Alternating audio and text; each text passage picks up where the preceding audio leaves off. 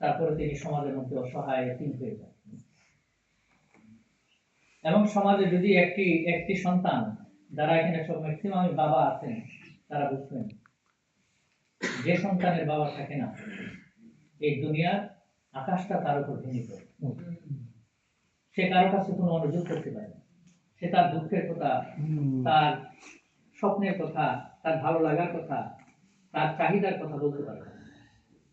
শিশুদের কত রকমের চাহিদা থাকে, আবদার থাকে, কত রকমের আল্লাহ থাকে, কোনো কিছু প্রকাশ করার জায়গা থাকে না। বাবা যদি পৃথিবীতে না, মা যদি পৃথিবীতে না, রসুল কি পরিমাণ, রসুলের মনে কি আকাঙ্ক্ষা ছিল আব্বা টাকা বা তার কাছে কিছু চাওয়া? আমি আর একটু পার্সোনালি যে ফিল করি, এই কারণে ব্যক্তিগতভাবে আমার সমবয়সী আমার একটা আশা ছিলেন, আমরা একসাথে পড়াশোনা করেছি, বড় হয়েছি, কামিল পর্যন্ত পাশ করেছি একসাথে। উনি যে বছর জন্ম হন, আমার দাদি ইন্তেকাল করেন জন্মের সাথে সাথে।